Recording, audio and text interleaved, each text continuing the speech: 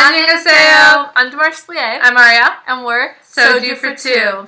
Okay, so next we're going to be doing a review of Shining Inheritance. And this one actually came out a few years ago. And I don't know why we haven't done a review of it yet, because it's totally awesome. It's one of our favorites. And it's made our Best Kisses Part 1 video, so definitely check that out. Okay, so the main characters. So we have Han Yo-ju plays Go Un-sung. Lee Sung-ki plays Sung Woo-wan. Bi So-bin plays Park Jun-jae. And Moon Chae-won plays Yoo Sung-mi. Okay, so first of all, I want to say this one's 28 episodes, yes. and this is definitely a longer one, and we just did Creating Destiny, which is a 30 episode, and we talked about 1,000 Kisses, which is 50. Now, unlike those other two, I feel like this at 28 episodes is completely appropriate, and I wanted more. I wanted more. Okay? So, I'm going to start off by saying that, and I think that that's, a really good sign for this drama. Definitely. So, the characters. Yeah. So, it's definitely like a Cinderella story. So, right from the beginning, you definitely get that feeling. And I think that this one, it feels like we've seen this story before, but it was done so well in Shining Inheritance that it's okay. It's like a Cinderella story, but, done so well that it doesn't feel as cliched as it completely is, obviously.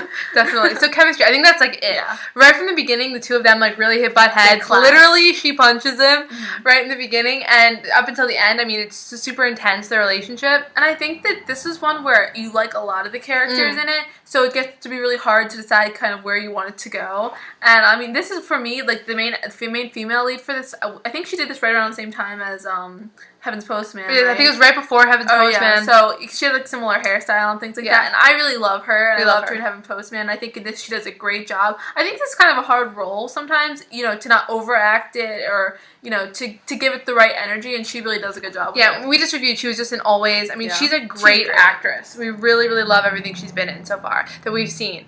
And I guess she's in Dong-hee, which we might actually watch soon. I know it's really long, and we might, but we're into the period pieces, and we've had a few recommendations, so it's on the list to be watched. Okay, so love triangle. So clearly with this one, we have sort of two it's a love, square going on here between two stepsisters, and then actually one of my favorite characters in the drama, Bi So-bin. He's sort of like the other male lead in second lead, and I really loved him. I was sort of rooting for him. That's why I said this was really hard because you started out really hating the main male lead, and you hate him. And then as slowly you start to like him, and the other guy you really start to like right away, and then you kind of slowly you think okay, maybe he's not right for her. And she even kind of, what's interesting with this is, in the beginning, she seems like she really likes the other guy, the second lead, and then just slowly she goes to the other guy. So I think that it's not a cut and dry one like we have sometimes where it's completely one-sided. I think she's felt feelings for both of them, and Sung-ki, he was also in My Girlfriend is a Goomyeo, which of course we love. Oh yeah, he's totally different role. So he's a really great actor, and he's in the new drama coming out, The King to Hearts, which we're so excited about. We're so excited about. So we really like him, and this really started. This was the first drama we had seen with him in it, and we love it. I also think too, even though this is a longer drama, maybe the reason why I like it is because you set up a lot of the drama right in the beginning, and then they just slowly unpack it over the 28 episodes. Whereas I think sometimes I don't like when you add random new characters and random new events, and you're like, where did that come from? And I think sometimes I like the idea of slowly unraveling, because there's a lot of family complications in this drama.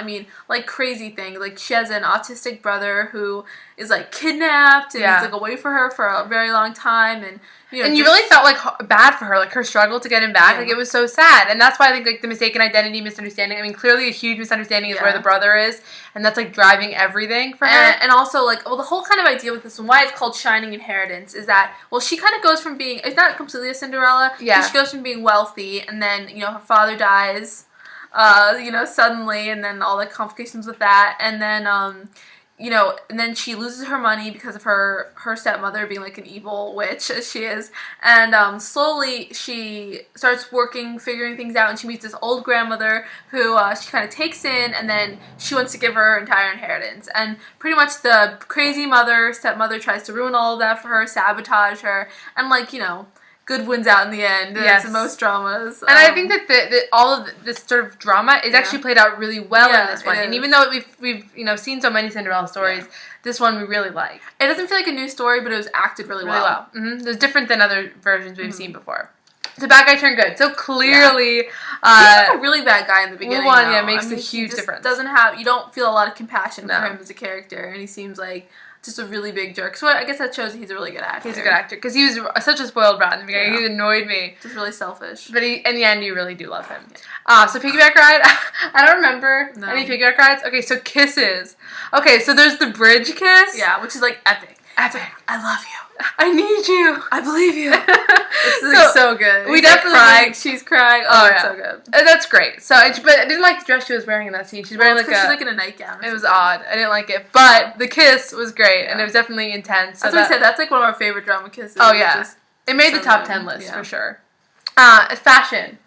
So he's like always wearing a lot of scarves. It's a couple years ago, but it doesn't feel that dated. It's actually kind of really flower boy with what he's wearing, like really nice suits and everything. And then I feel like she dressed really similar to how she dressed in Heaven's Postman, like kind of layers, sort of a cheaper look, but of course not cheap. You know, it's like the idea of like those cheap layers that are expensive, that are very expensive. Okay, so music. Yeah. So the main song for this was really good, but I don't really know who it was or anything. Yeah. So we're not really good with the music most of the time. Unless there's like something that really stands out to us, like it's a musical thing, we're just not really... In retrospect, like Boys Over Flowers is one of those musical ones where every time I hear the song, I immediately think of Boys Over Flowers.